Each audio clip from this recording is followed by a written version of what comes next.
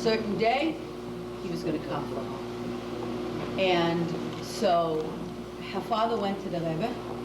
I don't remember which Rebbe it was. He went to one of the Rebbes. And if anybody knows who the Rebbe was, you can just jump in and tell me. And the Rebbe said, there's no other way. There's an old Melamed who was an almond, who was a widower. And if he agreed, she should marry him just until the danger passes.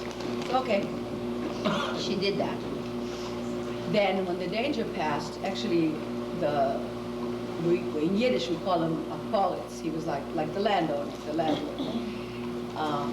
And you have to understand, in those days, somebody was a landowner, they could take your wife, your children, they could do whatever they want. Jews had no rights at all. So he came to town when the wedding was being held, and he said to her, "You stupid girl, I can't believe you. You could have me and all my riches, and I'm young and good looking, and you take this old school teacher type of person? Ah, you're stupid. Who wants you anyway?" And he left. So after the danger passed, her father said to her, "Look, you thank the Melamed, you thank the teacher. The Melamed is like a teacher of young children. And get a get. Marry someone your own age." So she said, "No. This man saved my life, and I decided I want to stay with him." So the Rebbe who gave the advice said that because of that, she'll have a son that will light up the world, and that was Rabbi Shlomo. In addition to being, anything I would say just wouldn't be enough. Yes. Yes. But in addition to everything else, he also had going for him. He was the most handsome man. I mean, he had such charisma. No one could say no to him. So there's a lot of stories that just by him talking to people, he could change their minds, and he could get them to do things that were right. So, back to our story. Rabbi Shlomo once came to a town, and he needed 300 ruble for the hidden tzaddikim. And he came into the Beis Medrash, and there was a young man there who had just come there, and he had some money to go, like once a month or once every 3 months. It was what they call a yarid, like a market, and they were all trading things. And when people did that, then they had money for, like, please don't talk amongst yourself, it's really distracting.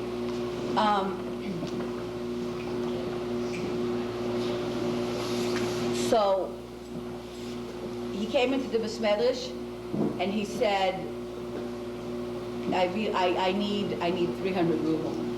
And so this young man said, I have 300 ruble. And he said, but I was going to go to market and make some business with it. So he said, I promise you, if you give me the 300 ruble, in a very short time, you'll become very rich. He said, and you can ask me also for one other thing. So he said, okay, my request is that I get to meet one of those 36 hidden tzaddikim. He says, but I don't want you to tell me after I ran into some schlepper down the street, oh, that was a hidden tzaddik.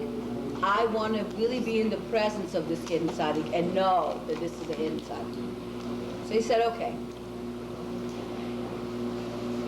It goes without saying that the man became very rich very quickly, and he did a lot of different businesses, and he got to a point where he didn't have to, for 10 generations, if they didn't work, they would still be very, very wealthy.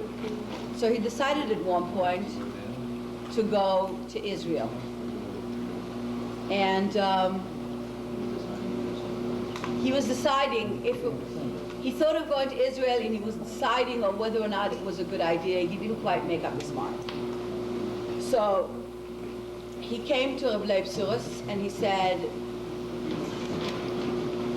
I'd like you to keep a promise to me, because I'm looking at whether or not I should go to Israel.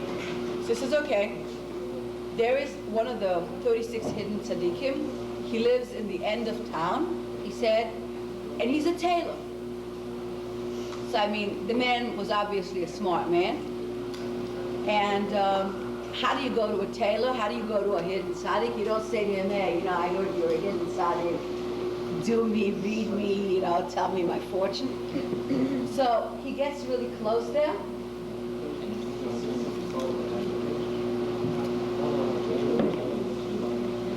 He didn't say that.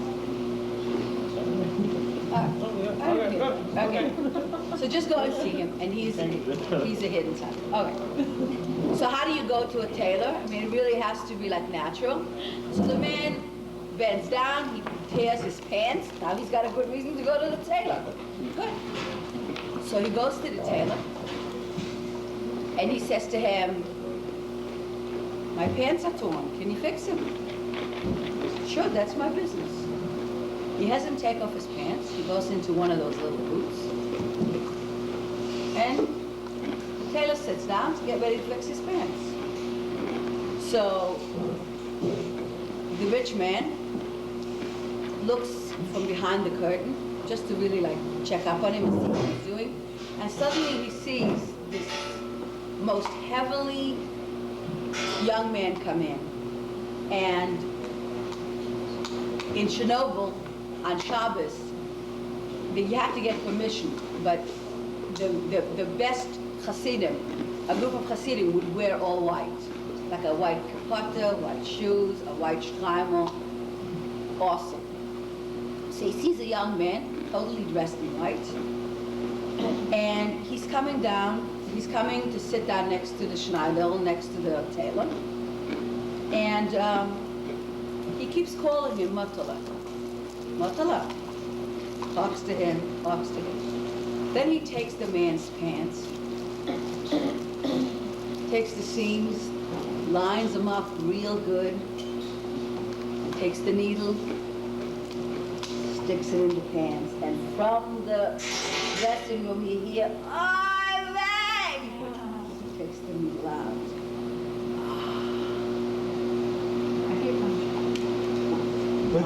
Lines up, and the man inside is like palpitating. He can't take it anymore.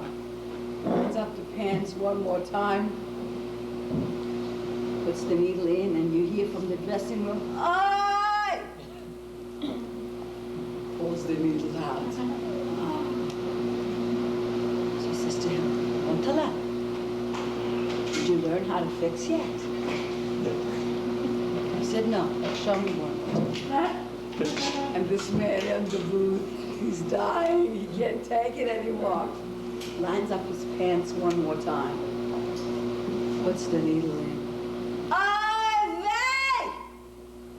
takes the needle out. He says to him, Matale, did you see how to fix? Finishes the pants, says to him, calls him, gives him the pants, he says, this should do you very well on the streets of Yerushalayim. Gives him back the pants. Yeah.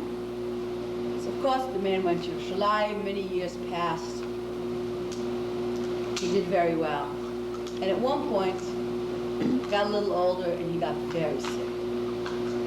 And you heard that in Europe, there's a great tzaddik, and if you go to him, you get help. His name is Rabbi Shlomo.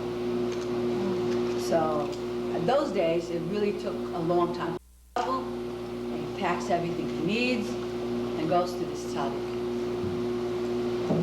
And the minute he walks in, though it was years later, he recognized him. That was the Rabbi Shlomo, only he wasn't a Rebbe yet. And when they revived him, they told him that,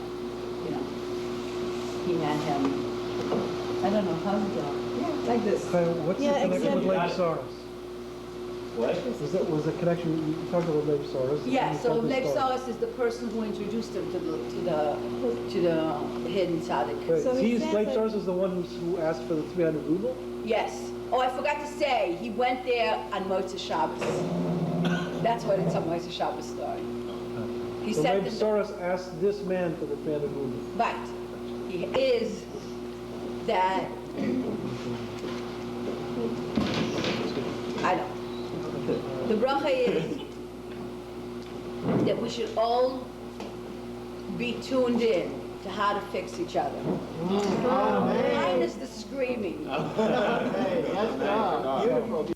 I hope no one has a car on the street right now, because if they do, it's going to fix. They need a fixing fast. Right. You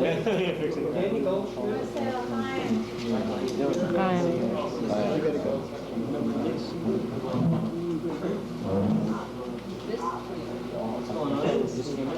So do we have time to tell a story? Yeah. Come here. What do they do with everybody's time? Time does no. Yeah. Better known Sister Che. I'm going to... Could you repeat that one for the West Coast audience? What? The whole story? That was a great story. This might not have been Open the the story. tape. This might not have been the story. The tape, the family tape. But he was talking about why he always washes for Malavid Malka. Why he always washes for make a motzi for Malavid Malka. So he told us about how the Bobover was doing amazing things. That the Bobover was rescuing children from the camps, and he would go in and out of the camps. He would go into the death camps, and he would wear a huge, one of those, I guess they call it a great coat. He would wear a very big coat. He's got an army coat. Got a great army coat. Big army coat. And he would smuggle children out from the death camps underneath the coat. And he was caught many times, but he just kept on going into the camps and rescuing children and bringing them out. And so what Shlomo said was that one time the Bobover was caught, and this time he was really caught good. And the Nazi soldier has him there, and he's got his gun, and the Bobover says, Rabbi Shlomo says, if you get me out of here safe, I promise that from now on, I'll always wash at the Suda of King David. So then the Nazi decides he wants to have a smoke, so he turns to another soldier, holds his gun, a cigarette. Meanwhile, he's distracted, and the Bobover slips away. So that was the story that you remember. Strain to your story. That this, because it was so interesting, I remembered the whole story, but I didn't remember, I wanted to hear that part again, the part that you said. Because this Rabbi Shlomo he didn't have an easy life. He started, his parents were killed at a young age, and he was an orphan. And he went to live with foster parents. And the father, his foster father, was a man who was very troubled. They had many children, and often he would get picked on, the Chernobyl. And one of the times in particular, the father had bought knives for a number of his children. Each one was given a knife, and he didn't get one for Martin. And he was crushed. So he went to his room, and he davened to Rabbi Shlomo and said, Rabbi Shlomo, I lost my father, and I thought I had a foster father, and I don't have him. And I'm so sad. Can you be my tati? And out from above came a knife for him. It's a knife, a little knife. And he was so pleased to have it. The foster father saw it the next day. Was very upset. Thought that he had taken it from one of the other children. Started to yell at him, to hit him. And even when he proved that it was his knife, that Tati had given it to him, he was still yelled and screamed at, and he decided he couldn't live there anymore. And he left. And he traveled around. He became a student to become a Lamed Tzaddik. Then he married. And each year, he would try in the sukkah to see Avram and Sarah in the sukkah. But every year when he would try, it would never happen.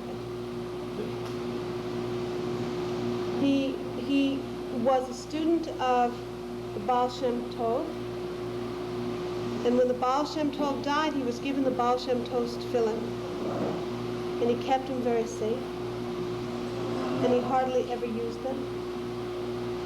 And his wife often would look at them and would ask if he would trade them in so that he could get food and clothing for the kids. He would never do it. One year, there was no esrogim. And when he went pricing and looking, finally some merchant came in with one esrog for the town. He wanted the exact amount that was the amount that people had offered for the tefillin. So as you know in the story, he went and he took the tefillin and he went and he got the esrog. And he brought the esrog back, and his wife looked at the esrog, and for one moment she was so taken aback that she threw it. And in that moment she was absolutely mortified. The minute that it left her hand, she knew that something terrible had happened, and he could see that this was a really holy woman who for a moment had lost the moment. And Why did she throw the answer? because she had a point. He sold the tefillin that would have tefillin for made an food for the esrog children. instead of getting clothes for the children. And in truth, she was right. I mean, That's how Shlomo says the story. She was right. She was right in the end. I mean, after all, but also he had a point, But she was right. But when he saw her, he realized how precious each moment is. He was a Rebbe who really understood the value of each moment. And he saw the emotions that were happening inside her. And he sat her down and he said, listen. He said, I had parents, I lost them. I had a Rebbe, I lost him. All I had was his tefillin. And then I don't have the tefillin, I got an esrog, and I lost the esrog, and I really don't want to lose what's so precious between us.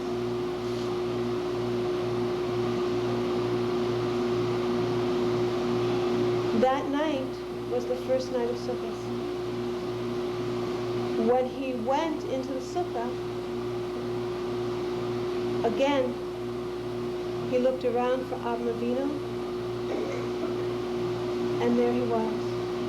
Avram Avinu was at the entrance to the sukkah with Sarah. Couldn't believe it after all these years. So he asked, you're so welcome, he said, please come in.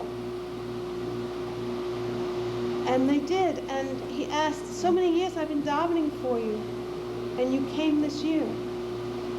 And Avram Avinu said, all the other years we would want to come. But you see, he said, anger is like a avodah zarah.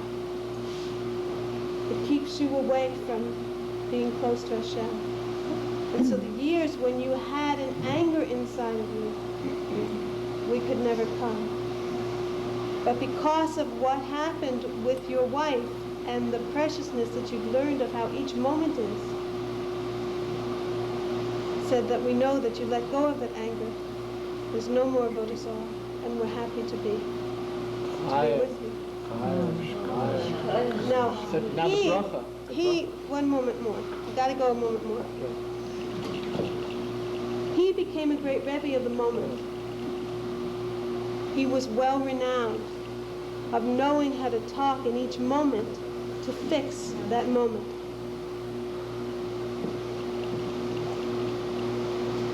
And amongst the people who heard about him was a rabbi in Auschwitz. The Auschwitziner wanted a Rebbe. We all need a Rebbe. And the Auschwitziner had a friend who lived in town who was a trader. And he was a hidden, sweet Yid who every day would take things home from the market, and he would always ask this apple. When he'd pick up a group of apples for someone and carry them home, he'd say, won't you keep this apple and make it safe and keep it just for Shabbos? And people wouldn't listen. They would mock him and call him Haskell Lekovit Shabbos. Right? And it would make him crazy because he wanted people to keep Shabbos and keep it holy and keep it special. And people weren't doing it as much as he talked. But the Auschwitziner knew that he was special. The Auschwitziner decided that if he brought a person who might be his teacher into town, and that teacher would know who the Auschwitziner knew in town was special, if he could recognize the trader, the porter, Haskell Lekovit Shabbos, then there'd be something. So Friday came, he had the Chernobler come to visit. So we know that Chernobler had learned how to fix, knew that he learned about the moment. And after Shabbos, the davening was over, the Chernobler went right to Haskell and spoke with him and asked him what his name was. And Haskell said, his name was Haskell. The Chernobler said, I know there's more to your name.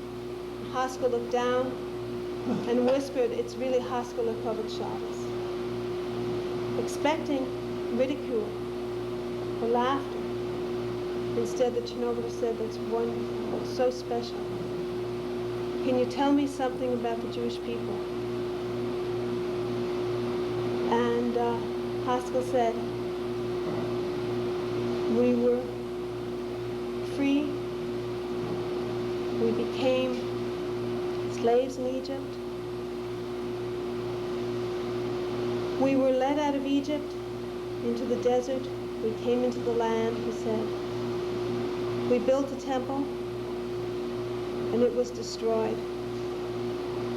We built a second temple, and that was destroyed. And now I don't know. He said, I don't know anymore what's going to become of the Jewish people.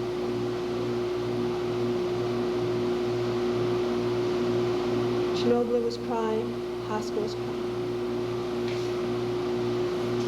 And the Chernobler said, Haskell, please come with me. Will you travel with me? And Haskell traveled with the Chernobler for many years. The Auschwitziner had his Rebbe. And I understand that years later, the Auschwitziner was traveling to another town and happened on the marketplace and saw Haskell being a trader. Only this time, as the story goes, when Haskell would talk about how precious Shabbos was, he knew how to fix. He knew the preciousness of each moment. And people really listened. People what? Really listened. Now I need to let you know that the first time I heard that story was the first time that I went to a learning with Shlomo. Wow. And at the time, I remember the whole time, because there's a special time when Shlomo tells a story or when he sings or when he does a learning where there's a space in between each word. where you can daven. You know, you can pray for the fixing that's happening in the store. And I remember thinking, wouldn't it be wonderful to travel with this man? Wouldn't it be wonderful to learn and teach and show people the preciousness of the Torah? That was 20 years ago. So what's my bracha? My bracha is that it's time. It's time for all of us to travel with Shlomo. It's time for all of us to remember each moment. It's time for all of us to remember the tricks and the schus and the merit and the preciousness of each fixing. And certainly in the next number of hours, when all of us are so overtired and so filled with emotion, it's time for us to all remember the importance of how to be loving towards each other and to know to let the anger just flow away, because it's really the preciousness of the gift that we have of each other's presence. And so I bless us to know the preciousness of each moment. Amen. Should we sing Lecha Shabbos? As the Lecha Shabbos. Good Shabbos, Good Shabbos. good Shabbos, good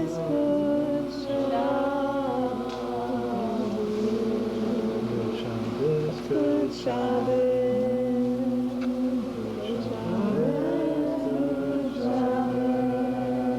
Good Shabbos, good Shabbos, good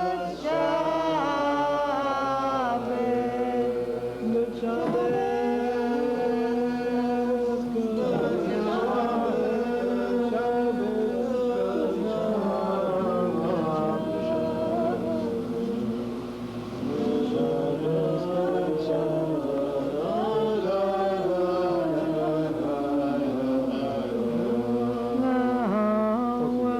Waiting, sing the song of Shabbos.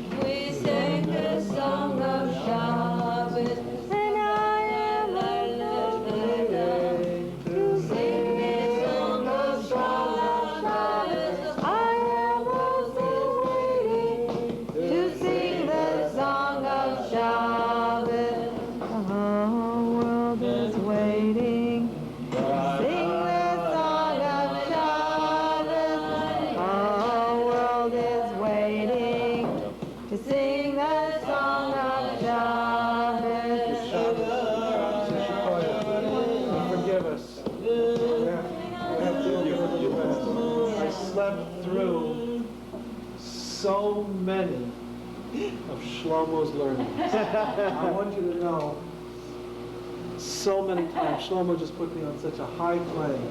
But I'm really determined that tomorrow I'm not going to sleep through his learnings.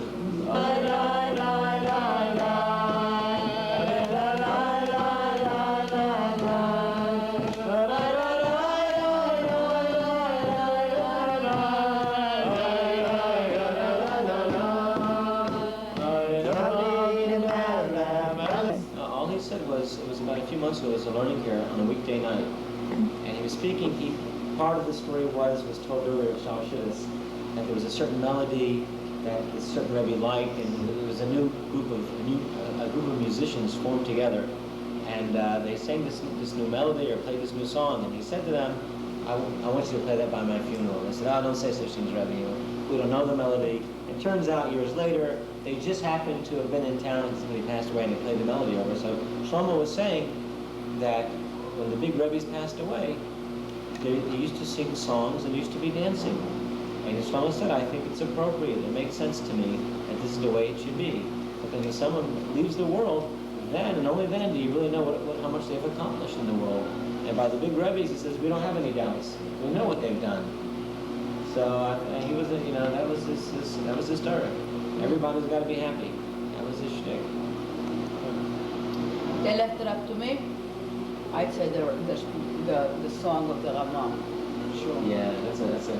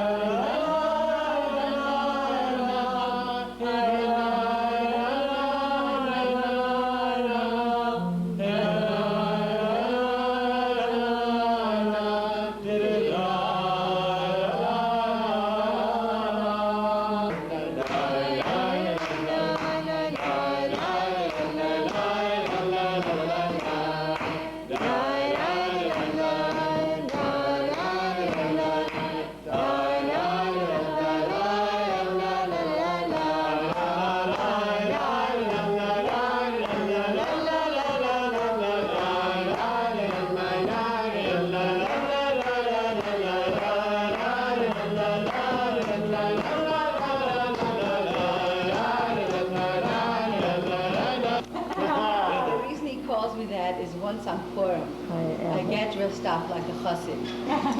I was so believable. There were some chassidim here. They danced with me. It was so good because a very good friend of mine who used to be a Satmar chassid, when I was saying Torah, Shlomo introduced me as the Sheva Rebbe, and when I was saying Torah, he told them that I was an Ilui, he was like a young genius.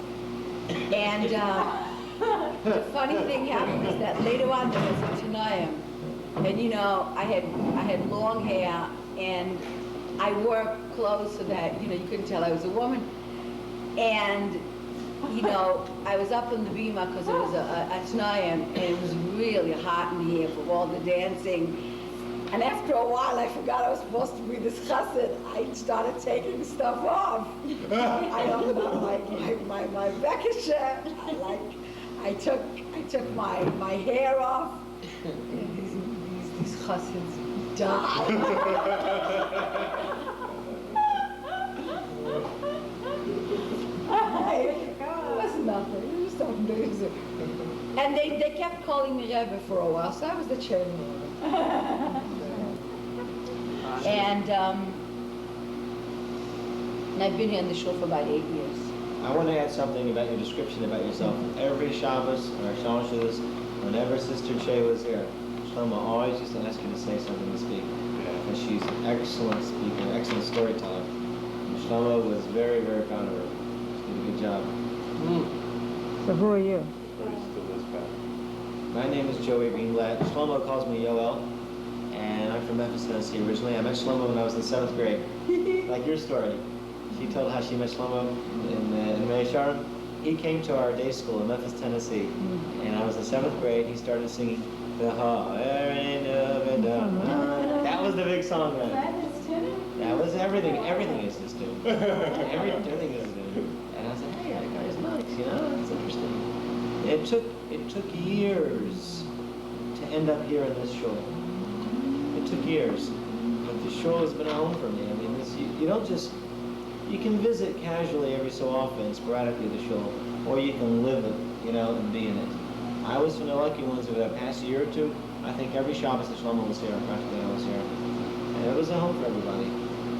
Didn't make a difference who you were, what you were, where you came from. Shlomo gave respect to every human being in the world. I mean, look what's going to be tomorrow. I mean, thousands of people. I mean, it's going to be a turnout unbelievable. I mean, people owe so much to Shlomo. And who are you? Elise Siegel. What? Elise Siegel.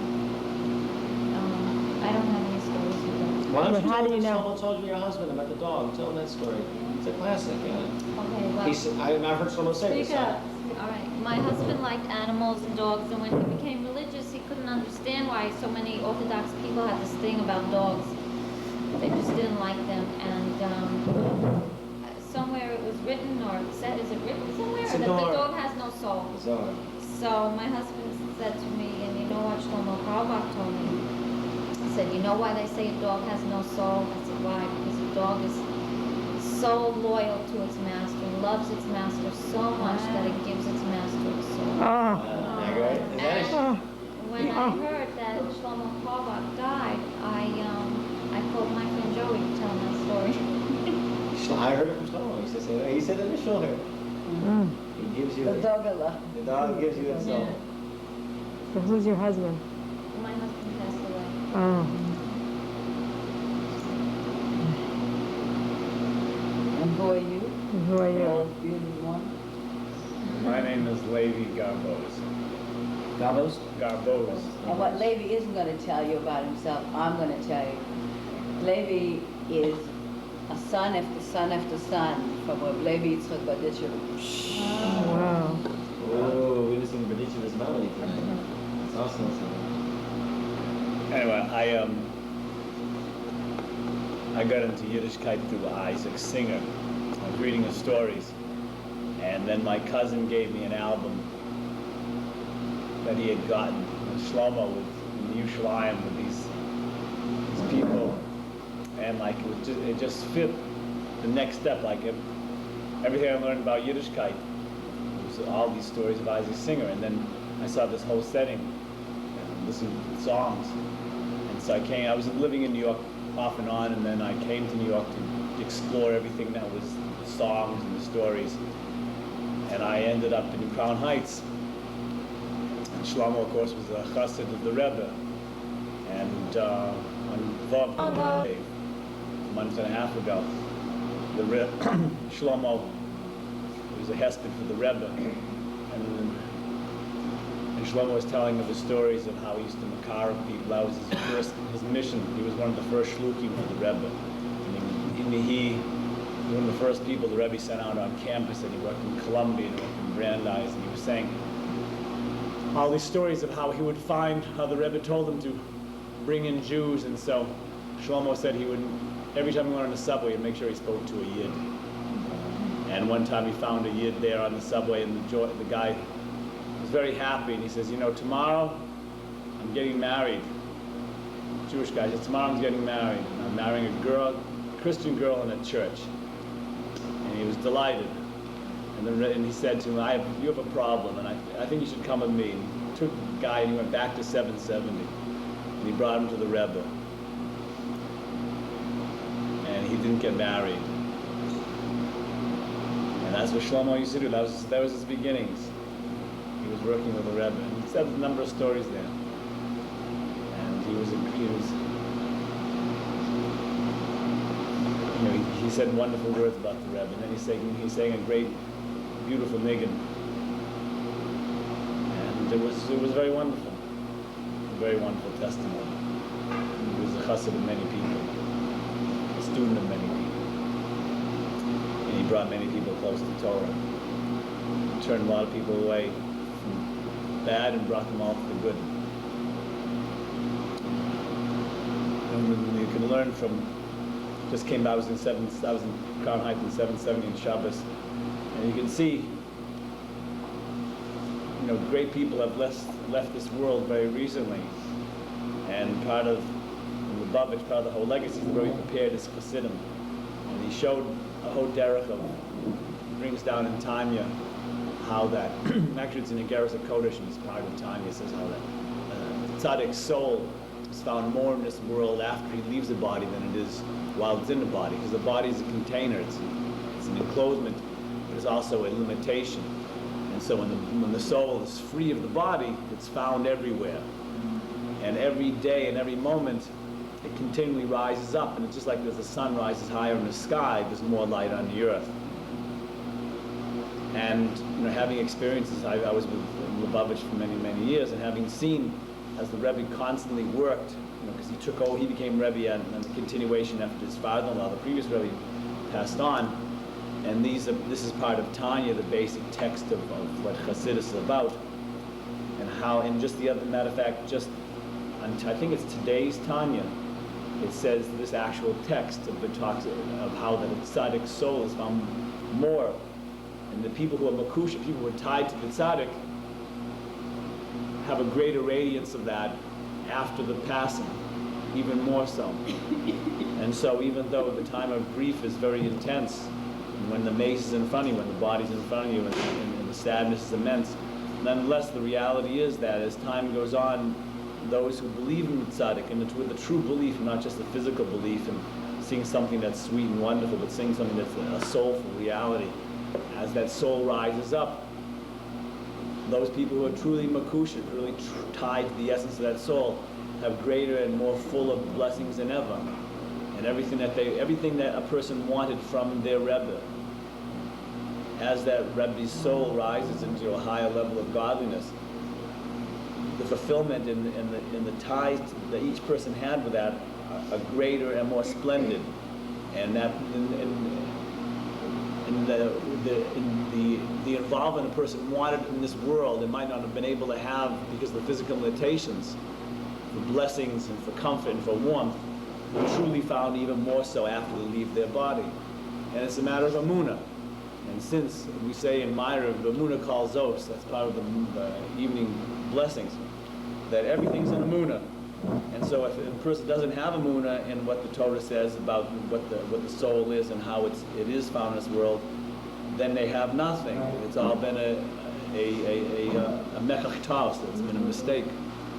And so being that it's all true, and being that we are believers and believers and children of believers, then we have to have the belief that those people who leave their bodies are found more in this world, and the greater the tzaddik and the greater our tying to them, the greater our lives will be in the future. And we're living in a world that's a cumulative effort, that everything's added up, and souls are added up on top of souls, and there's an expression of that we are like midgets standing on the backs of giants.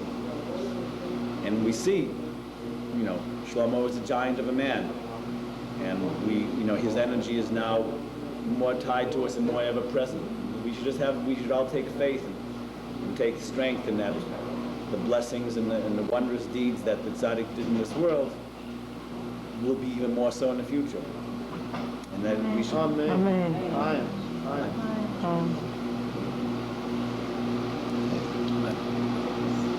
Frank, who are you?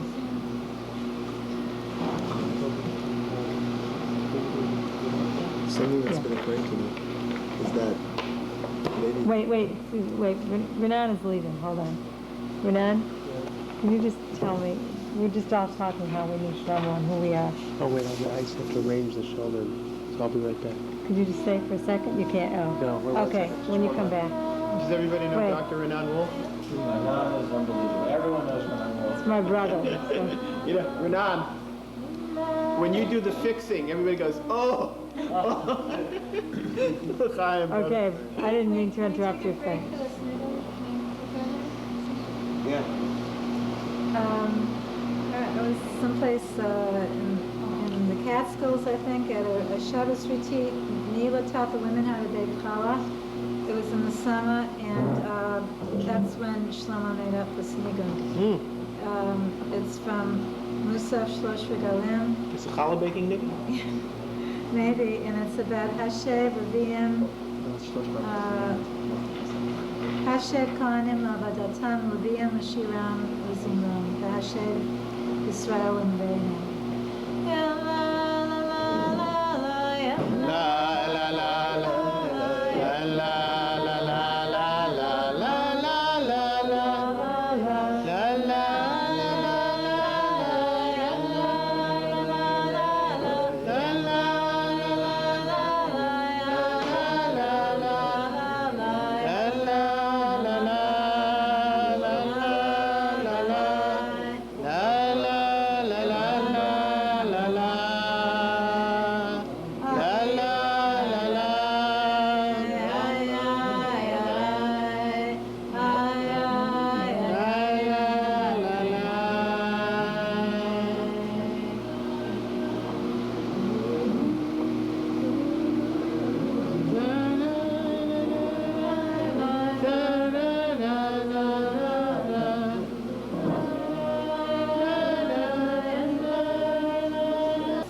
Okay, this is what the only thing. Please. This is the only thing you can take. Is this sort of please put it up.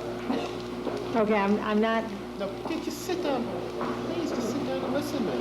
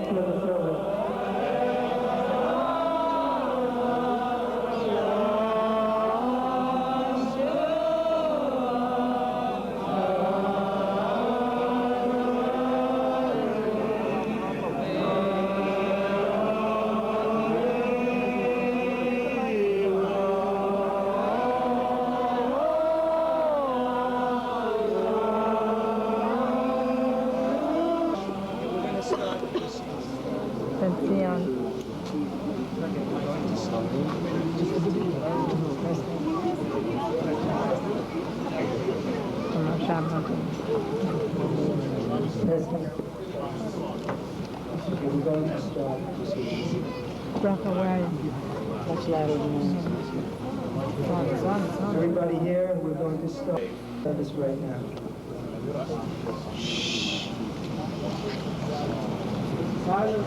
Fevra, one of the highest names of Hashem is Haboicher B'Shirei Zimra Melech Yochid Kel Chei Ha'olamim. The Ribono Shel Olam, God has chosen Shlomo now, and we need to sing together. This is the 23rd Psalm. Mizmor David, Adonai Elohim, Lo Yasor, Ino Esher.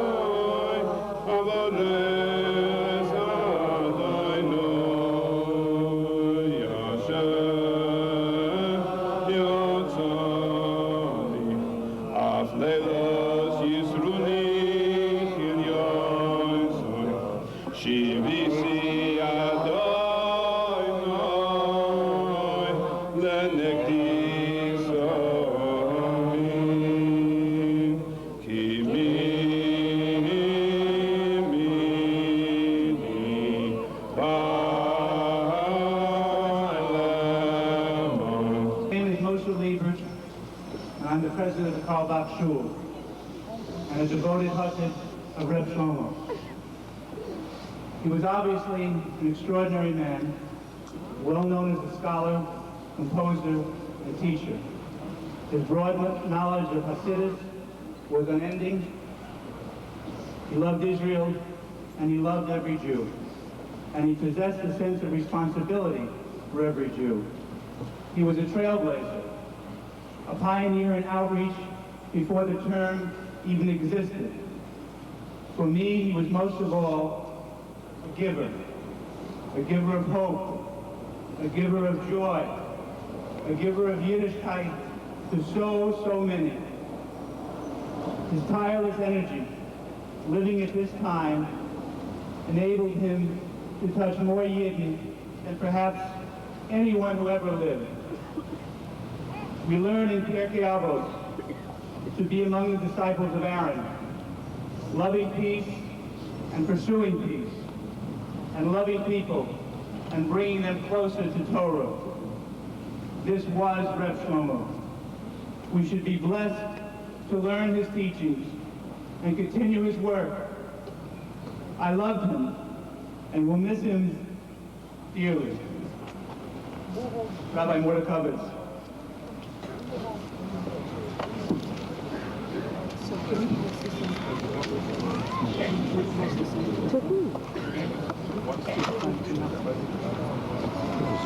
There are certain individuals who are legendary figures, yet when you expose their life to objective analysis, the reality is less than legend. Reb Shlomo, in your case, the reverse is true.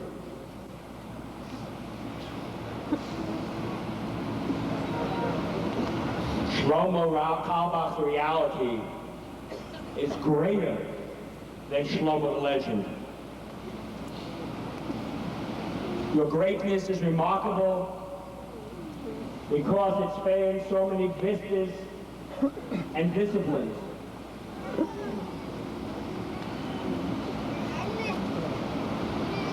And here, certainly, the sum is greater than the whole of its parts. In Yitzhak Hashem, I go back with you at Shlomo a very long time, my whole life. Our families go back together. I still remember the stories you told me in Crown Heights when you came to America, and the Friday nights you spent in our grandfather's house for Moshe Malchus Cup.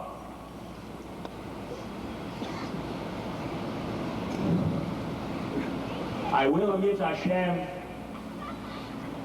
give a more arishistic appreciation of your life in our shul, your second home here on the west side, Shabbos morning. But just Petitzer now.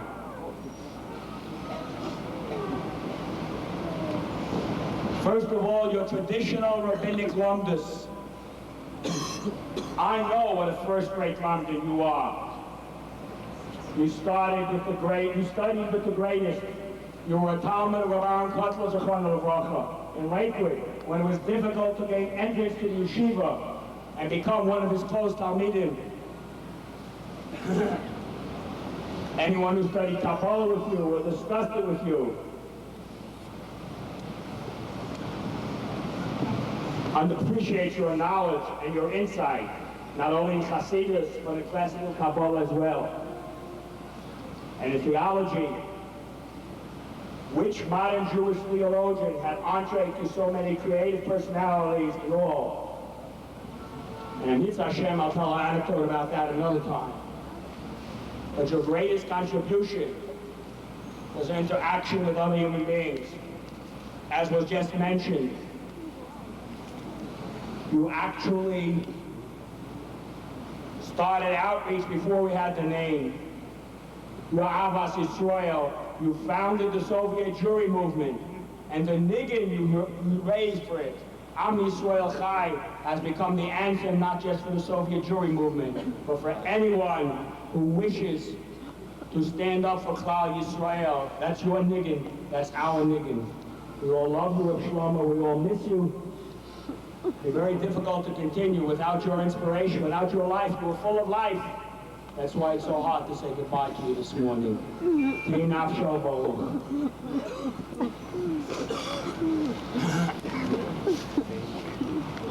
Shia Shirim Asher Shlomo.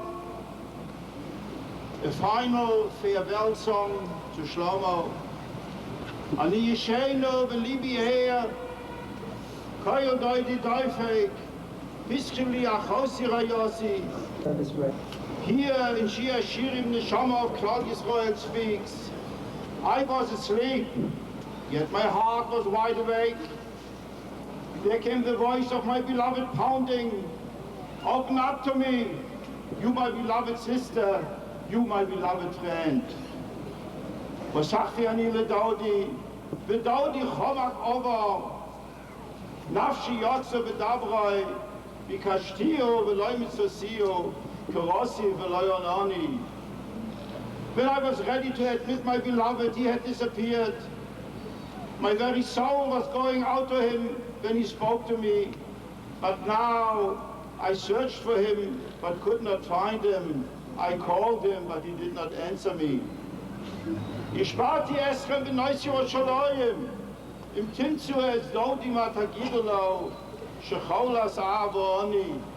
I swear thee, you daughters of Yerushalayim, if you find him, my beloved, what should you tell him? That I'm lovesick for him. This outcry of the Neshama of Klal Yisrael is true in every generation, but more so in our own. Ani Yisheinu v'libi eher. I am numb with despair, with agony over the suffering of my people, over the Holocaust and its never-ending aftermath, over the apparent hopelessness of our journey into the future. But Libi here, my heart is wide awake, is alert, for in every generation there are such individuals in Klal Yisrael who give comfort and hope, joy and chizuk, who give us uplifting inspiration that we may look with new hope, with strength and bitochon to the future of Geulas Yisrael. Shlomo was an inspired genius, truly a heart wide awake to give comfort to the post-Holocaust generation, strength in the face of despair, and hope to Achenu, Kol Beis Yisrael, Hanesunim B'tzoro V'Shivyu, to continue the great journey towards Achris Hayomim. He was ideally equipped for this mighty task by growing up in a home and a family that was so rich in Torah, Avodah, and Gvulas Chasadim, by constantly having the Musjokno Shel Oviv, the countenance of his great and noble father, Zecher Tzadik Levrocha, in front of his eyes, and the care and concern of his mother hovering over him at all times, a loving brother and sister and their wonderful families, and last but not least, his lovely daughters, who we beseech today that they should continue in the tradition of Shlomo and his great forebears. It was him who drew a spore from many great Gedolim and Tzadikim, from the ranks of Gedolei Rosh Yeshivas to Admorim of great Hasidic dynasties. He was proficient in Lomdes and in Sifrei Hasidus, and grasped with his incisive mind the subtleties of their pronouncements. But above all, there was his genius for Negina, for song and music. It is brought that Shir is derived from the Shorish of Shirayim. As to say, only song can drain forth the residue of feeling out of the neshama, the residue that is left after words have been exhausted. Yes, in the face of our people's pain and agony, words fall short of bringing comfort, of giving strength and bitochon and joy. That is when Shlomo tapped his God-given genius of Shiru Hashem Shir Chodosh, with his golden voice and his nimble fingers over his guitar. He opened thousands of hearts to the voice of our Father in heaven, reassured the wavering in their emunah, on the focus, the forlorn, on their path towards Bias HaMashiach and Binyan Beis HaMikdash. Now his voice has been stilled, and his fingers will no longer glide over the strings of his guitar. But his song will live forever on, and his soul will now find its menuchas olamim in the nearness of his great and noble forebears. He died of the same affliction from which his father died. Kicholas avoni, his unrequited love for Hashem Yisborach, for his fellow Jews. Let me conclude with Shlomo's own words about the saintly father. My father was one of the last of Germany's great rabbis. He was destined to be a rabbi and teacher in the most tragic period of our people. A great orator, he put his heart and his soul into his every word. He implanted Yiddishkeit in the hearts of thousands of people. With a smile, with a handshake, with his words, with the light which emanated from his soul. Those who met him will never forget him. Those he touched had the strength to remain Jews, even when the world fell apart and was destroyed. Shlomo's last call to us then again, from Shir Shirim Asher Shlomo Ishbati Eschem Benos Yerushalayim. I beseech thee, ye daughters of Yerushalayim, Timsu et Dodim Matagidulo, Kicholas Avoni.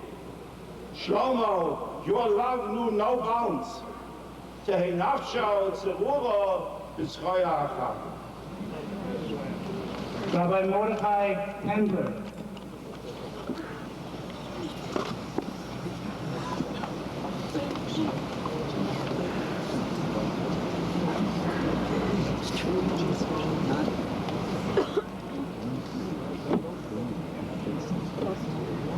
Lady Marcus. Lady Marcus. Lady Marcus. Lady Marcus. My memories in association with Rav Shlomo Zatzal are bounded by two bris milas. In 1958, when I was about 5 years old, I met Rav Shlomo for the first time that I recall. At his biggest bris milah of my brother Hillel. Rav Shlomo then was a young man, got up, he danced on the tables. He sang. And he just then composed the song, Lule Saraska. He said he composed it in honor of his wrist. I don't know whether that's true or not. But actually, it made that impression on us. And he asked my father who he was. He says he's a bit biased by us. He's a big Talmud Chacham, a true genius, who was the roommate of my uncle Rav Yosef and later, that the Rebbe from Lubavitch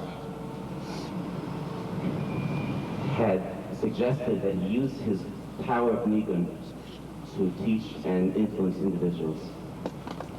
The last time I met Rabbi Shlomo was on the first day this past Holomoid Sukkot in my Kehillah at the bris of my son, Aaron Yosef. There, in front of hundreds of people, in front of tens of Rabbanim, Rosh Yeshivas, and Gedolei Yisrael, Rabbi Shlomo Dav in Palo, in such an exalted, extraordinary fashion it's difficult to describe. He clearly was a Rebbe of Hasidim at the time. Niskav Umura Me'am, above everybody else, and especially Vizna knew him. He was flying in the higher worlds. And the general populace around him looked and wondered and didn't understand where he was. Across the years I've known my grandfather, there was occasional association with Rabbi Shlomo. My grandfather always esteemed him with an extraordinary sense of appreciation. He said he's a Talmud Chacham Niskav, a man of Israel, who chose a unique path that carries the Levolos, Lavina Shveshamayim. I've become closer to him in the last few years. One, because my sister was Carlebach, and two, because in the last few years people moved into New Hampstead for his Hasidim. And many who didn't actually move in came close to me, those who did move in. The last half a year, Rabbi Shlomo was our guest in New Hampstead 4 times for a Kriya Shem, for Bas Mitzvah, for the Lansdowne. He spent the Shabbos with his family in our Kehillah, and he came to my son's bris.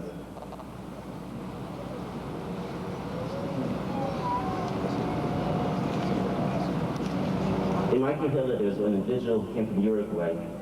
Recall that in 1961, when Shlomo visited there, he made a true revolution.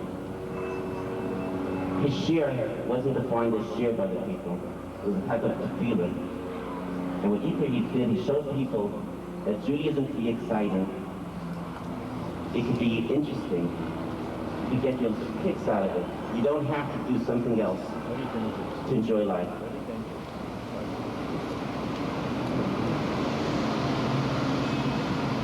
In reference to a person like Rabbi Shlomo, it's appropriate to use the hesed my grandfather used on certain builder who had multifaceted personalities. He used to say, Vaila Azla, Vaila Chavila. There may be some person who could emulate him in some fashion. There's nobody who could emulate him in all his facets. Let's hope that the Karah will reach the fulfillment of Gila Moses and Netzah and Makasham Dimon Yalkofan. Lady Marcus.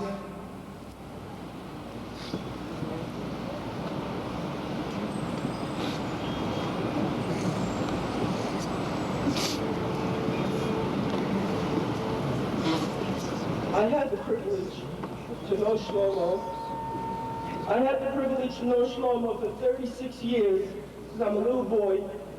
For me, these 36 years represent the 36 hours that other than Chava spent in Gan Eden. And for me, and I'm sure for all of us, these years were also years of Gan Eden. This was a person, I was so privileged to be in his generation. I owe every life, every part of me to him. My children would know what Yiddishkeit is without him. Whenever Yiddishkeit was sour, he made it sweet. And I want you to know that Shlomo believed that there are no tears of pain in the world, there are only tears of joy. And when we feel pain, let's say when we feel joy, we cry. When we feel pain, those same tears come to a fore because we tries to fix this pain. So when we say Mocha Hashem Dimoyak upon him, it means these tears of sadness. But the tears of joy will never be wiped off from our face. And it's these tears that we cry with. But remember, Shlomo always talked about the tzaddikim. The tzaddikim who we didn't hear about lived. And I assure you, every neshama of them was here. The Koshenik from Magid, the Ropshitzer, the Chernobyl children. He spoke about their wives, Begel and Karlina, the daughter of the Chayz Milublin. How many times we heard the story? Every one of those big rebbes are here. I'm telling you, the air around here is sanctified. If I were you, I would breathe in the air right now, because the air itself will fix something for us. It will take something with us. And I want you to know, I want to give you a little secret, since every one of us has a special secret from him, a very special secret. We all had our special line to him. Before I got married, he told me, Leibela, the words Vatavet Eini B'Shuroi really means you can only see clearly when your eyes are filled with tears. I see so clearly. He's here. The tzaddikim are here. I want everybody to mamish stop now and breathe in the air, breathe in this holy air that's here. He was so much with us. Ovi, Ovi, Rechev Yisrael. Rechev is also close to the Gina because it says,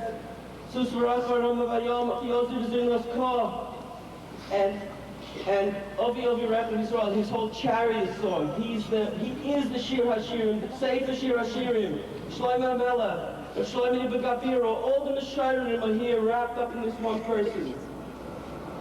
Mocha Hashem Dimu Melcho Konim. My father, my brother, I love him with all my heart.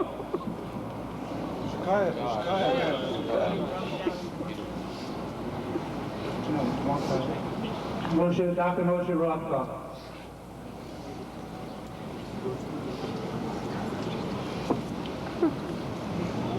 Now this famous picture of Shlomo comes to mind at a Soviet demonstration where he's standing in the rain and he's praying to let the people of Russia go free. And so we're standing here in the rain for Shlomo. And if ever anybody was a Tefillas Hageshem, the prayer for rain on Sukkot with Shlomo, you'd all be standing here and saying, God, please, let there be one drop for me. One drop, just for me. And ever since the Lubavitcher Rebbe said, Lech lecha me'artzecha, go out and don't think about yourself, and just be mekayeh of other people, Shlomo stopped thinking about himself and gave up everything. And like Abraham, he came to Eretz Canaan, but he rode Ba'aretz, and there was a famine in the land. You would think Hashem's Lubavitcher Rebbe sending him out to Simcha, to joy, to the Beis Medrash, for sitting and learning.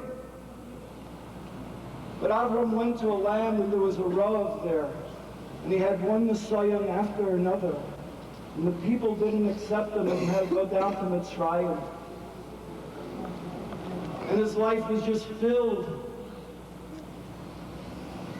with making the shamos, making the fashos.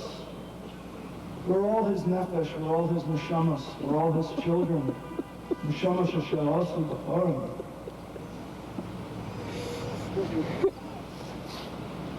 And Shlomo, this is your place, right at the entrance to your shul, where you greeted everybody who came to your shul.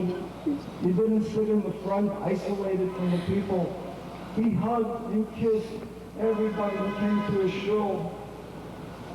He felt that after the Holocaust, every Yid is a miracle. You're all miracles. He wanted to hug and kiss every miracle. He wanted us to go out and hug and kiss everybody. How could you not do it? How could you stand next to another Yid and not hug and kiss them?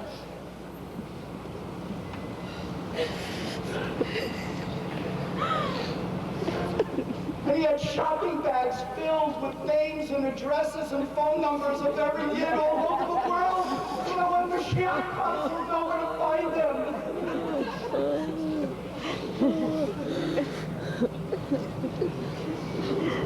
Was there ever another Rebbe like this in our time? Where will the people go? Who will they search for? Who's going to talk for them? Who's going to daven for them? Who's going to sing for them? Where's the Simcha of Shabbos going to come from? Where's the Simcha of Shlomo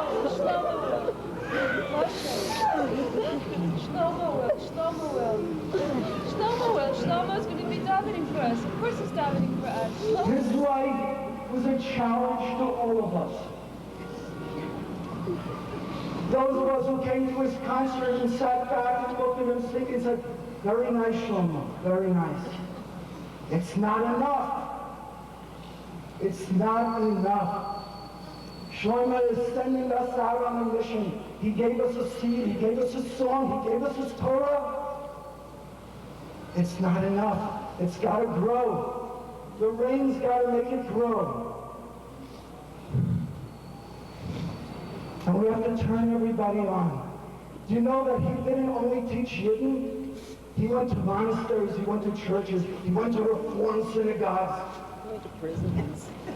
Every place where anybody would listen to the name of Hashem, who wanted to hear the truth in the world.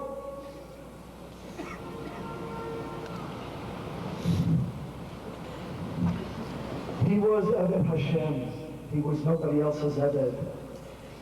He was nobody else's Eved. Everybody told him, you're doing wrong. Shlomo was Hashem's Eved. He did what was right. He wasn't just tzaddik b'dor so. He was a chassid.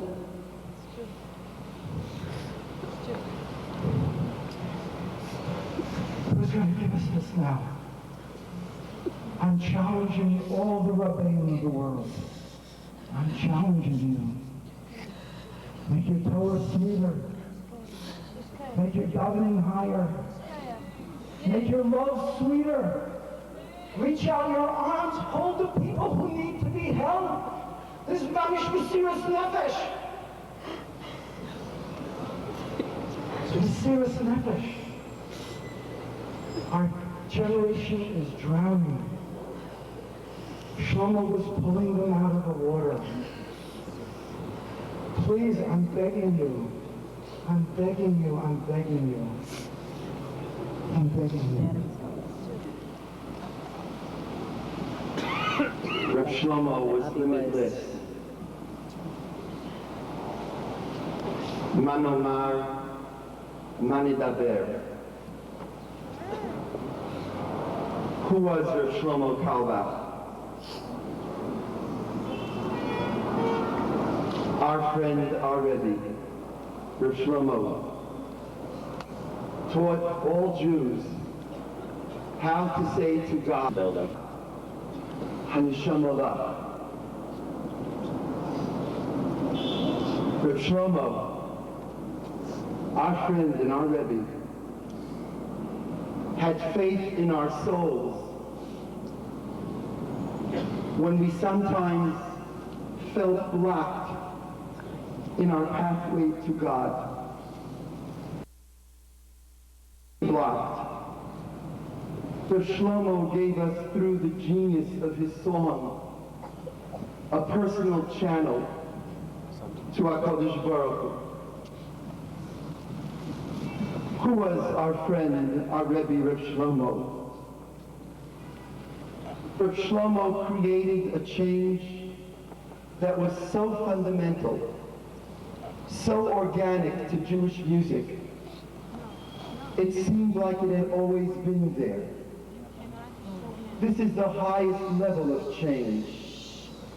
To create something so magical, so brilliant, you don't even know it occurs because it's so pervasive.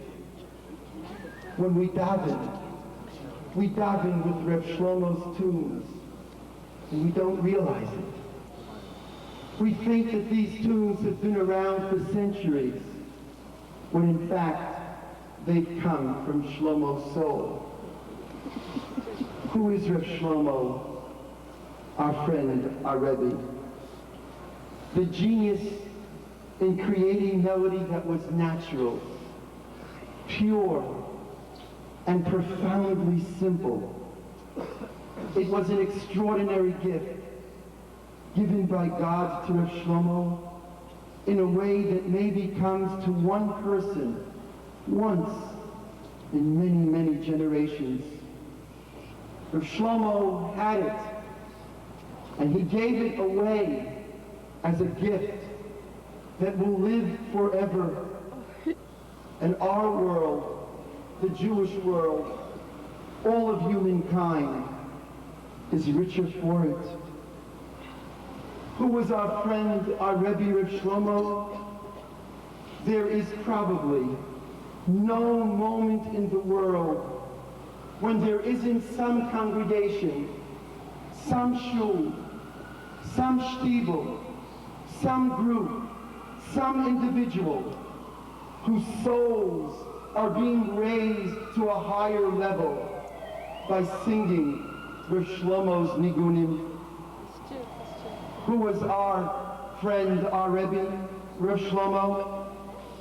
The master of Jewish teaching, of Jewish spirituality, of Jewish story, of Torah. A mastery he made available to every Jew, whether a holy believer or a holy not yet believer, a holy traditionalist or a holy non-traditionalist. Whether you were that, a believer or not, that wasn't important to Reb Shlomo. What was important was that everyone had a neshama. Reb Shlomo endowed the neshama. And Reb Shlomo gave this story, this Torah as a gift that very few people are privileged to give. Who was Reb Shlomo?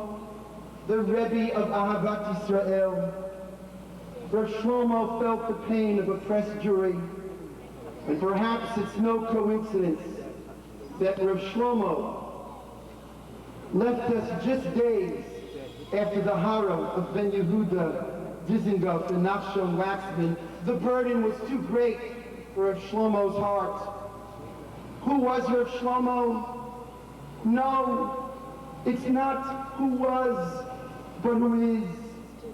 Because Reb Shlomo's song, his story, his neshama, his love, his Torah will forever remain.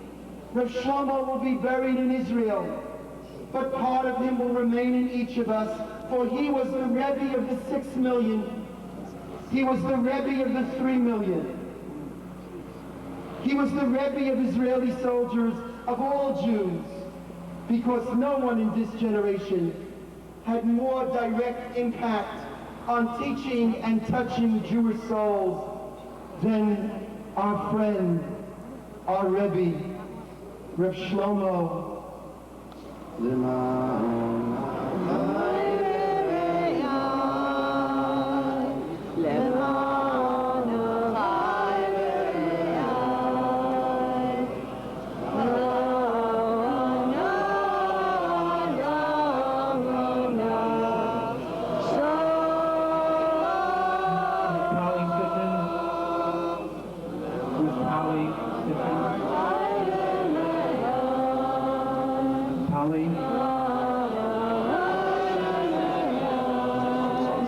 Please, for the sake of time, we have to catch a plane. Polly Citrus, nephew of Reb Shlomo.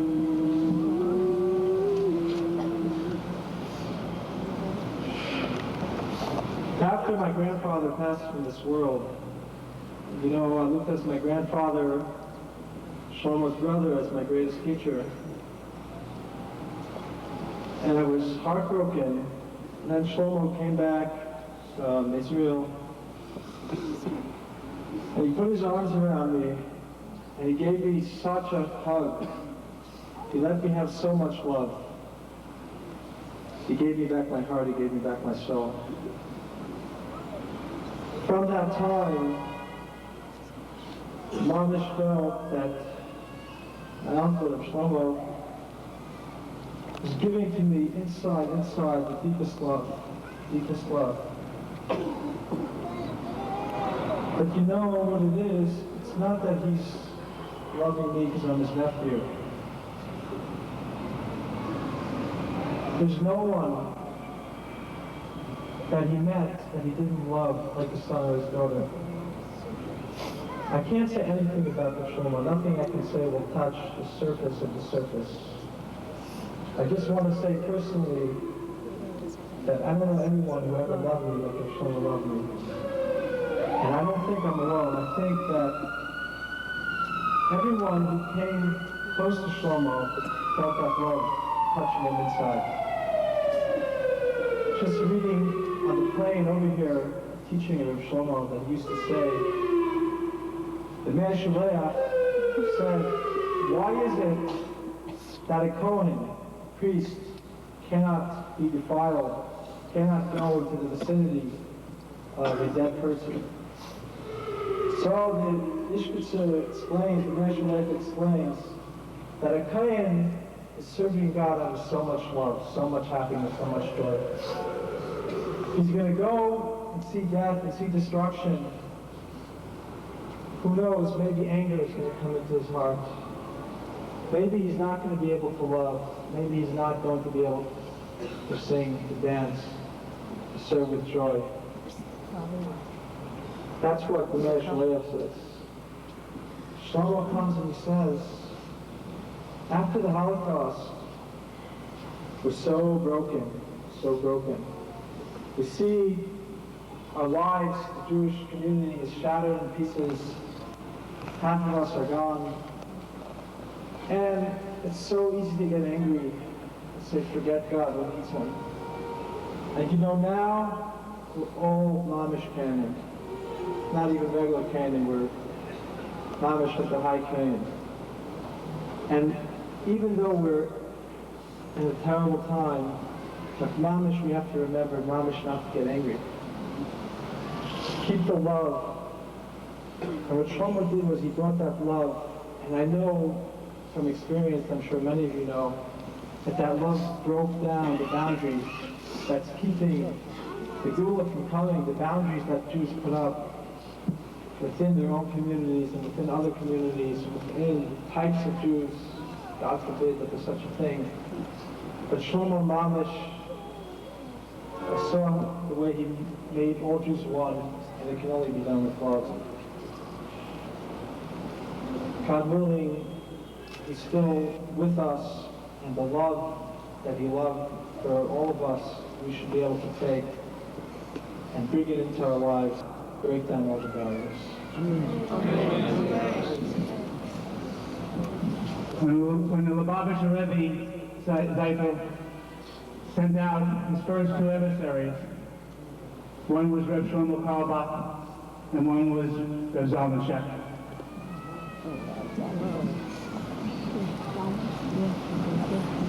Shlomo, holy beggar, you were also a banker.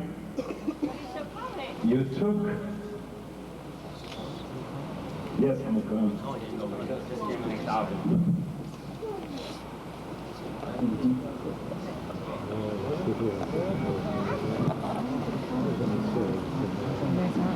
You were a banker.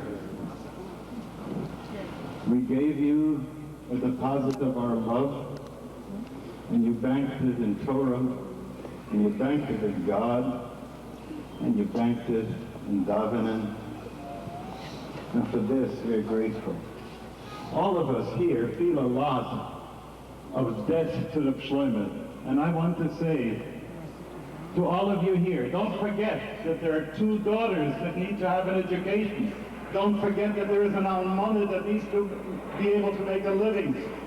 He was a holy beggar, gave everything away. And if you can walk away from here without making a real strong neder to give something to perpetuate both his work in terms of what he has done and in terms regardless of what his mishpacha needs, then I want you to feel that all the other things are lies if you can't really take to your substance and give. Shlomo gave so much of himself, and he gave a voice to women, and that shouldn't be forgotten in the whole business either. And I want to say one more thing to you, Shlomo. Sollen dir da nicht einreden, also es gibt doch ein Kanzer. Du wirst, geh nicht da rein, bis sie werden mit Malle sein, alle deine Bakosches, von Klal Yisrael und von deiner Talmidin und von der Talmidin von deiner Talmidin. Und anders geh nicht. Und andere, sie werden dir nicht losen Zeit, aber du wirst da rein. Du darfst in Ganedi sein und du wirst in Ganedi sein, aber gib sie nicht kein Kanzer. Sollen sie zuerst geben, was man darf, geben zu Jiden auf der Welt. What did he tell me? Nachwin Parmen. You shouldn't give a contact. Said you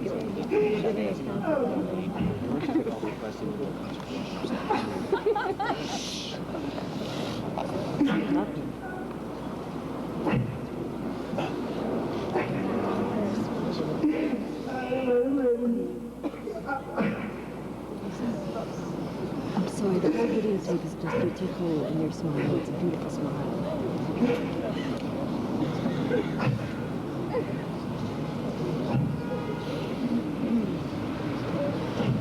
What can I say? Whatever I say, like Rabbi Shlomo used to say, doesn't even touch, doesn't even say anything about who he was. I don't even know who he was. I don't think anybody here knows who he was. Everybody thought they knew, they didn't know. He was so beyond. He was so from another place. All the stories he told, he was trying to give us over his reality. They weren't cute stories. They weren't cute little things to give over. They were his reality. He lived it. And he wanted us to know that that wasn't that is what his reality. Who could even know what he was doing down here?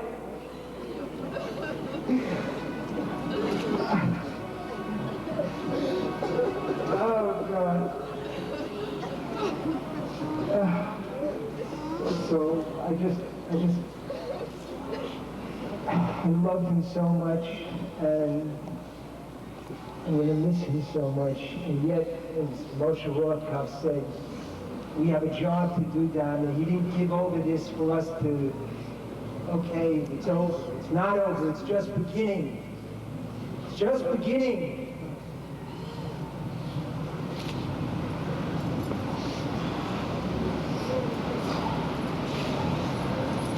We got to be strong, and we got to spread everything that Shlomo stood for.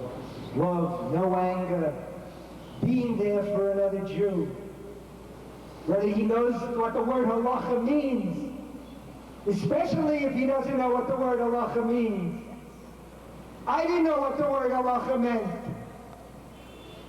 He was the first Yid, not the first, the second Rebbe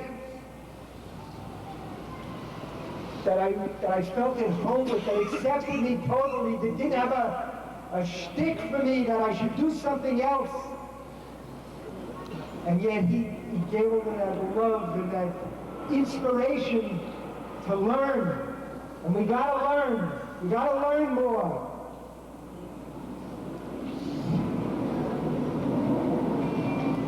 Okay, I was privileged, my family was privileged, and my sons were privileged to have him as a dear friend and a dear supporter, and I just will miss him terribly. Rabbi Shmuelheim and Trader. Sammy and Trader. Took care of Shlomo's manager, our associate rabbi. His dear friend. Shlomo! Stood in this very place when his mother, Shlomo's sister, and she We're the most beautiful Tanua. And the Tanua is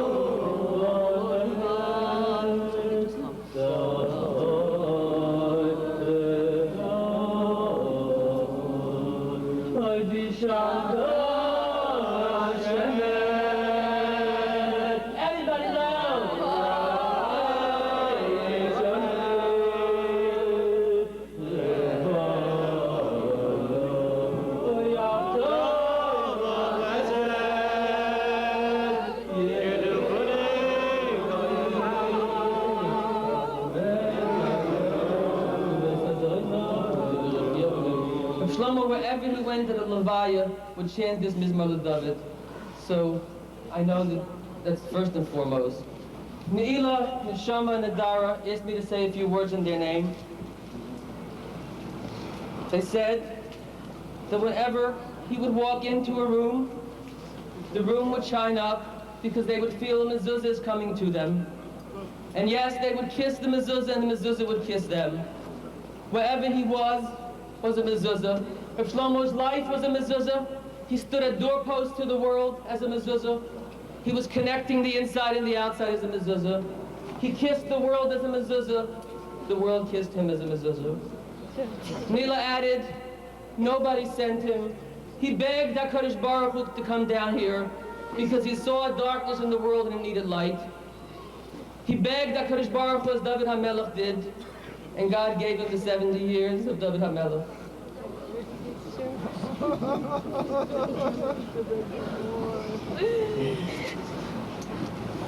Nila added, as in the story of Yosel of the Holy Miser, who accompanies him, and we all know the story, our father Abraham, Yitzchak, Yaakov, the 7 shepherds, the 4 imot, and a prophet with the light is showing the way. We feel with him every moment, we carry him every moment with us in our heart. We love him, he's with us, he never left us. And as Avram Avinu, HaKadosh Baruch Hu spoke to him, Moshe said it before, Lech Lecha Ma'artzecha. Our holy Rebbe, she says, the children say, Mamish spent every second with their Rebbe as he was traveling Ma'artzecha. Dari beautifully adds, I know my father wanted us to always be besimcha. That was his message, that was what he was about. He gave us the vessels to be with simcha. He told us not to mourn. He told us we shouldn't mourn him for the loss that we had, but we should be happy, she says, for the time that we had with him. Neshama,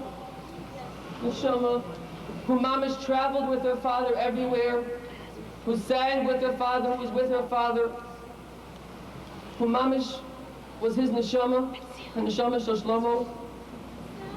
Yeah, neshama, say what? Sing what? For shame, we'll sing it very quietly.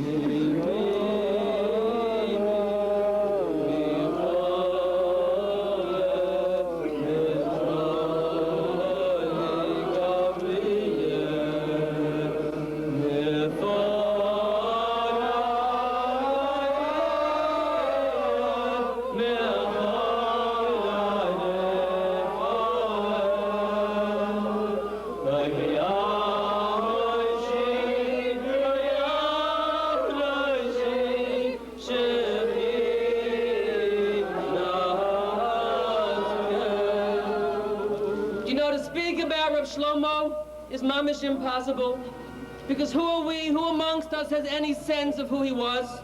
We can begin to speak about him.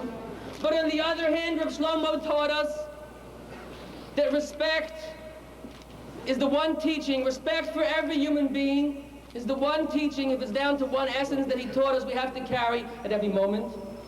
So now we have to show our respect to him. So even though we can't speak, hopefully he's giving us the koyach, the energy, I know he is, to express a few words. Knowing Rabbi Shlomo is of course knowing everything he did in the last years when we knew him.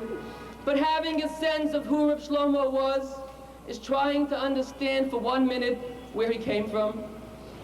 He was born in one of the most prestigious families dating back to the Shach, to the Taz, to King David. That he was destined for greatness was obvious from the moment he came to this world. But Rabbi Shlomo was great not just because of his great yichus, he was great because of what he did in this world. It's as if that he said about Bali Tshuva all the time. He said, I was born into greatness. I was born from a great lineage. I had no choice. My great-grandfathers going back for generations were always Rebbes. But you, who did this on your own, you surpass all that. Rabbi Shlomo had both. He did unbelievable things on his own, as the greatest Baal Tshuva does. And he had an unbelievable lineage, an unbelievable background, an unbelievable holy others. When he would speak about his father, Zecher Tzadik Levacha, Reb Naftali Carlebach, who was the rabbi in the Mar D'Asra in this very shul, you would have a sense of a rabbi of chesed, a rabbi of dignity, a rabbi who also was living in a part of the world where there was a great darkness, a secular darkness, and he was a rabbi who brought light to that world. His mother, her gevura, was so unbelievably tied with chesed. Reb Shlomo would always tell us that on her deathbed, her last moments that she had in this world, she was arranging for loans, she was arranging for contributions for the poor. This was how she said goodbye to this world. With two parents like that, of course Reb Shlomo was going to be the way he is. And his love for his sister Shalamis transcended anything that we could say. First of all, we pray for Shalamis, for her to have koyach, mamish, to have Kadosh Baruch Hu should give her all the koyach in the world to be able to be with us in the strongest way. She once told me such a touching story dating back to their early childhood. She said that for whatever reason, she needed to go to school by bike, and she was not able to take her bike to school. So every morning, Reb Shlomo would get up, take the bike out, travel with it a little bit of a ways, meet her, give her the bike. She would go to school. Every day he would meet her at a certain spot, take the bike back, return it. Never missed a day.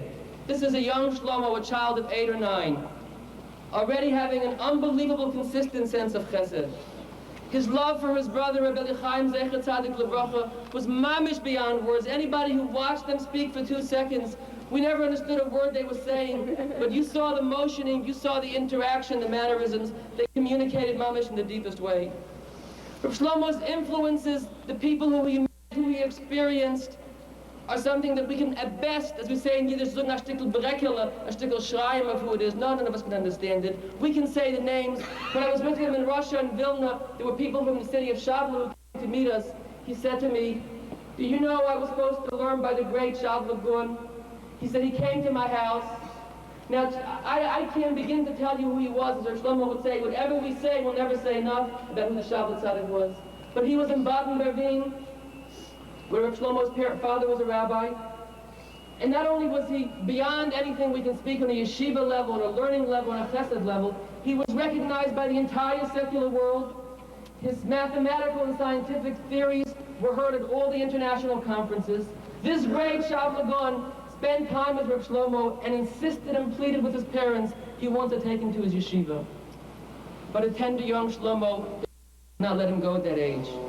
But you can imagine how much from him if this great tzaddik was begging to take Rabbi Shlomo to his yeshiva.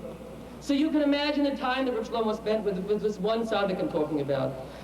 Those of us who remember how he would speak about Matis Gelman, Baden-Berlin. Matis Gelman grew up, maybe was the first Baal Tshuva, preceded all this Tshuva movement that's going on in the world right now, grew up in a secular world. Matis Gelman, in 2 years after he met Rav Meir Shapiro, became mamish a light onto all of Israel. And during the great dark Holocaust, Matis Gelman organized underground yeshivas, underground acts of chesed, a whole world that none of us know anything about. This same Matis Gelman played soccer with Rabbi Shlomo in Baden-Ravine. This same Matis Gelman, after he would play with the kids in Baden-Ravine, he would say, children, there's something so much more beautiful I'd love to share with you. They'd form a circle around him, and he'd start to learn Torah with them. This is how Rabbi Shlomo was influenced when he was out, as athletic as he was, and as playful as he was, to synthesize Torah into this world. Rabbi Matala Pagomalski, I can't even begin to say, he was so sick. He was sick, the doctor said, because he needed to rest his head, because he was learning constantly. So they sent him to a resort area to Baden-Ravine. Rabbi Shlomo spent time with him in Baden-Ravine because they needed to take him out of an environment where he would put the Gemara aside. Obviously, he never stopped learning. So these encounters that Rabbi Shlomo had is something beyond, at an earliest age, is something beyond any of us can even begin to understand. And of course, everybody knows how he was mamish the pupil of Rabbi Aaron Kotler. Everybody knows that the Amkis of Rabbi Aaron and the Cherifis and the Bekiyas with Rabbi Shlomo Hyman, to have interacted with these Gedolim, to have learned with them.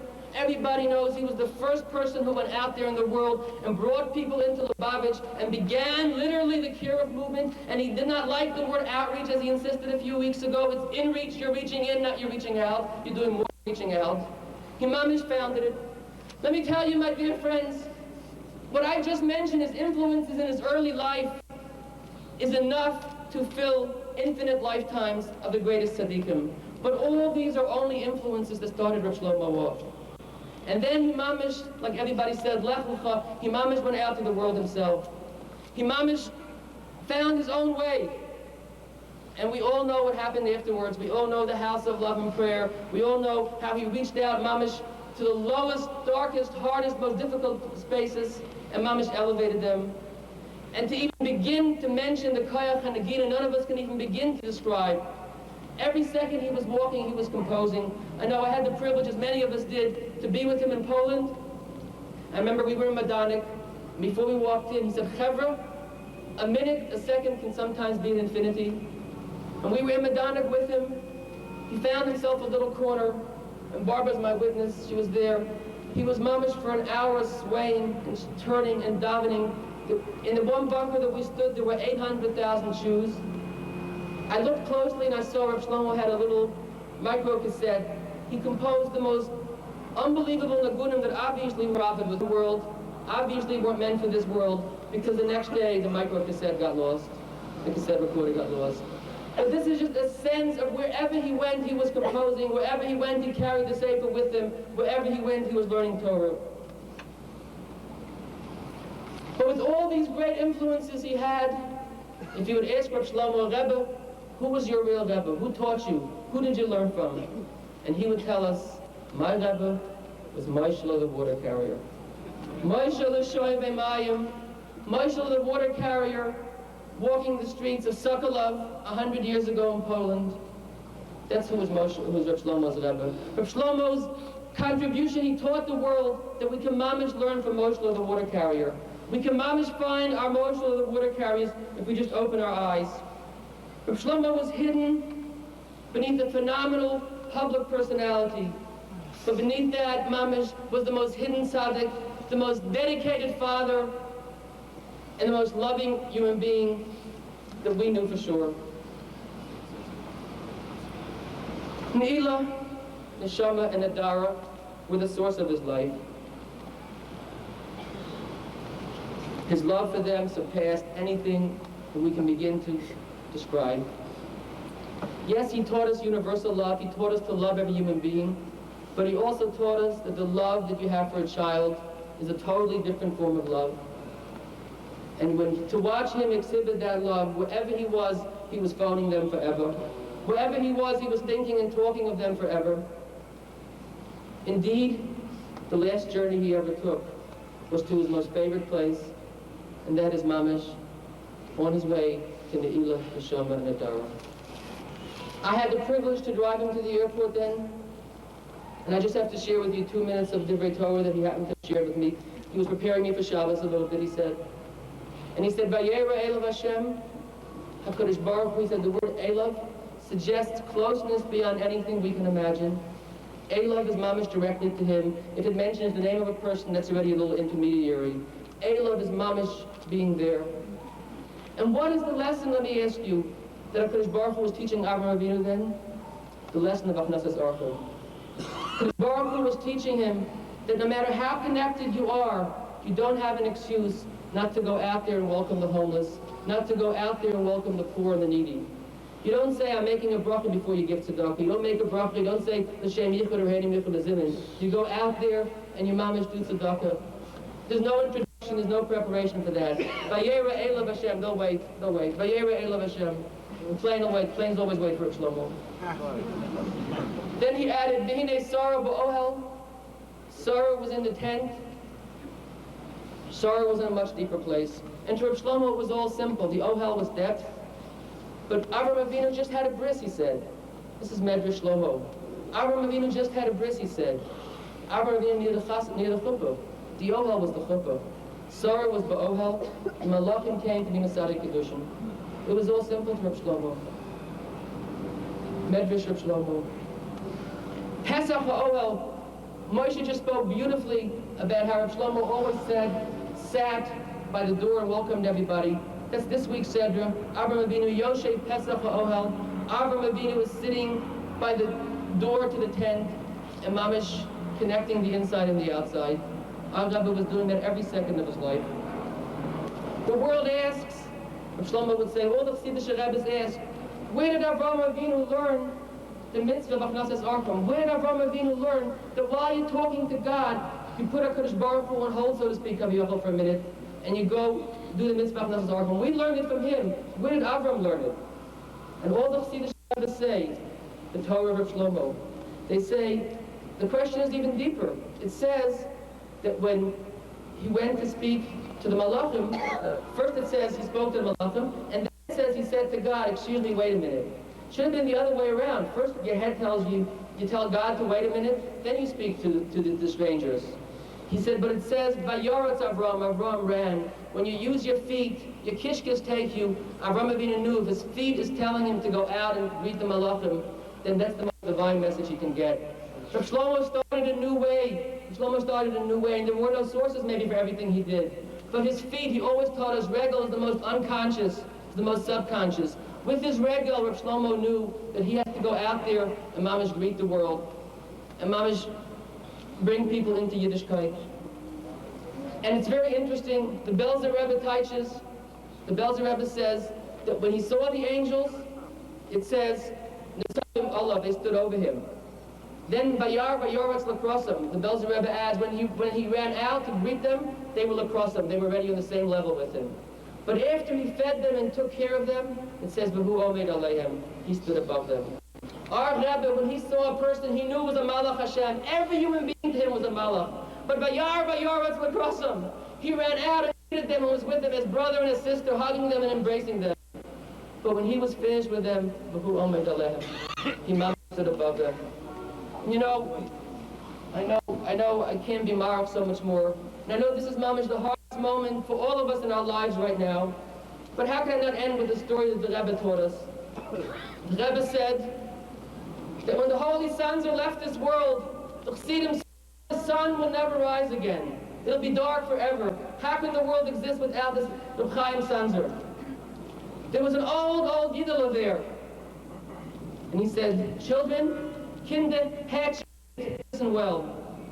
He said, I was in Lublin when the master, the seer of Lublin was there. The seer of Lublin saw the whole world. He said, when the Chayzer died, the Chassidim were crying. The Chassidim knew that's the end of all, and at the end of all sight, it's the end of the world. He said, but the sun rose the next morning. He said, children, the sun will rise. And if there's one legacy that Rabbi Shlomo taught us is Dari every second, it's Rak B'Simcha. As hard as he taught us. We have to mamish embrace the world, as Moshe said. How can you not, Moshe said so beautifully before, how can you not hug another human being when you're standing next to them? Everybody leaves great legacies, great ways. Leaves Hagos, notes. The Hagos Harav is mamish Hagos Harav, is how to hug the world. And Mamish, Moshe is just, yeah, Moshe, what do you say? Okay, Neshama says we should do B'Shem Hashem. B'Shem, positive. B'Shem.